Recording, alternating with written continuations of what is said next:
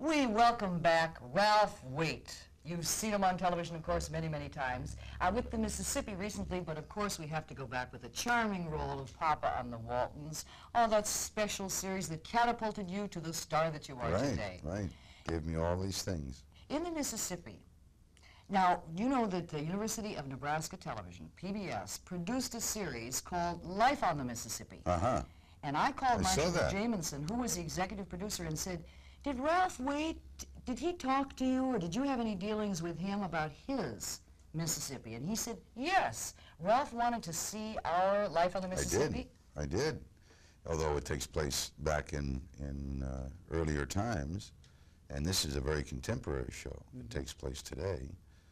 I saw those shows, and I traveled to Hannibal, and I've been up and down the Mississippi, and I think one of the charming things about the show is that sense, that resonance of, because the Mississippi still, you can be on a boat there, especially above St. Louis there, and go for days and think you're right back in Mark Twain's time. Yeah. Now, you're shooting on location. You prefer that to Hollywood, to L.A.? Yes. I mean, I now that we're actually doing it, and we did 6 over in the Natchez area last year, Natchez, Mississippi, I'm not quite as convinced that I want to do it as I did when I started. But I insisted that if they want me to do another series, I'd been in Hollywood so long, and it's not my favorite town anyway, and I'd been on the sound stage for 9 years, that I really felt I'd lost touch with the country, with what's going on, with what people are like. I really felt like I was from another planet. So if they want me to do another series, I'd do it only if I could be out in the country. But isn't that fraught with problems, doing it on location? Yes, fraught with them. It's incredibly more difficult than to do it here. But it not only, I think, enhances the value of the show in many ways, but it makes me feel alive. You know, to sit here and to show up before dawn and go home after dark, and a soundstage, I mean, your sense of reality gets so tenuous, and the writing becomes so kind of I mean, you don't really feel there's any connection with what you're dramatizing. So writers have to be with me out there. They're going to have to live out there with me, and they're going to have to write and let that inform them rather than us sit back here and decide what America's like. I think you can see on a lot of television shows a concept or an idea of what they think people are like and what they think people are doing, and has no relationship to what people are actually doing. This is a Ralph Waite production. Yeah. Does that mean the whole weight is no, resting on your shoulders? No, it doesn't. I mean, it is my production company in association with Warner Brothers for CBS. And that means that the big fellas, Warner Brothers and CBS, have most to say about what happens. But I'm very much a part of it. I conceived of it, I've guided it, I've protected it with my body from getting too far off in any one direction. And we've compromised and talked and discussed continuously, and I have something to say, you know, and it's some influence on what we talk about, what stories are like, who's hired, who does what. So it's, in that sense, I've been lucky, or unlucky, to be able to really do a lot more than just act in it. What happened to On the Nickel? The movie that you wrote, produced, was about your father and why? No, it was about me. I mean, I bet your father influenced that. Well, he did, but he only influenced that in the sense that I turned out to be a drunk, too. Well, you can't win them all.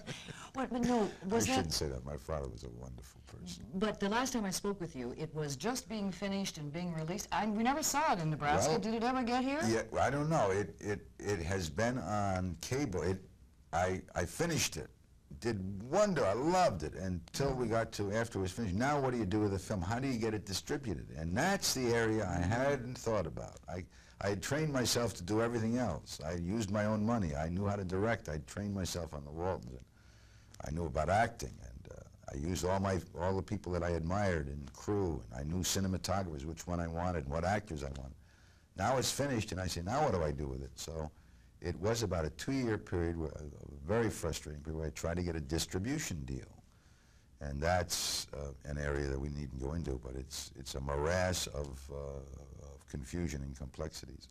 I finally ended up opening it myself, just renting a theater in New York and LA and having invite your friends. This is my movie. Got reviewers to come and took out full page ads in the New York Times and the LA Times and opened it, and it was well received critically, and about 13 people came. Oh, well, why didn't you invite me? I would have come, Ralph. Well, actually, it was, you know, it's kind of a popular film among a certain small segment of the population.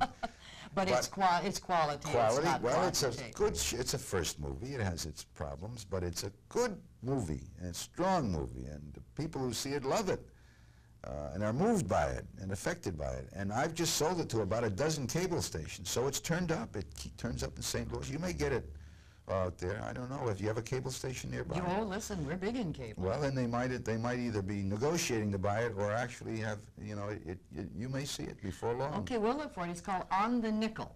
Right. You told me something else. I know you had problems with alcoholism and licked it. Well, yeah. What do you mean? You hesitated. Well, Well, you never lick it. You work it, keep it. It's pretty. If you lick it, you might get drunk again. No, but alcoholism is a disease that you kind of keep at bay. I mean, you work at it on a daily basis on keeping your attitude right and your life right, so you don't go slide back to that kind of thing. So you never really, you know, solve the problem, but it's you can control it very well. And I haven't had a drink for over 10 years, and I'm Okay, but you know what you were doing I think I spoke to you 4 years ago. You were so pure. You were going to quit smoking also. You said you were doing smoke enders and you were counting the days and writing everything down. I was. Were you as lucky with the smoking as you were with the alcohol? No. No. I know. No, in fact, as soon as we finish, I'm going to grab the smoke. I have been to I have been hypnotized. I have had things in my ears. I have gone to smoke enders. I have gone to all the programs that you can possibly think of, and I haven't been able to beat it yet. I'm just going to have to sit down with myself and say, nobody, you're going to have to do it. There's nobody who's going to do it for you. I'm trying. Lord knows I'm trying. I'd like to give it up. I think it's an awful I understand. But I have a lot of I'm not pure. I thought maybe I could be a saint if I really worked at it, but I like naughty things too much. Well, listen, if you find the answer as to how to quit smoking, would you tell me? Yes, I will. Okay. And then we'll both be perfect. Okay. Now we can float off to our nirvana. Ralph Waite is his name. Of course, we welcome him back. We really do. It's the Mississippi, and we'll be watching for it here on television. I hope you enjoy it this year. Stay with us till 11 Morning continues.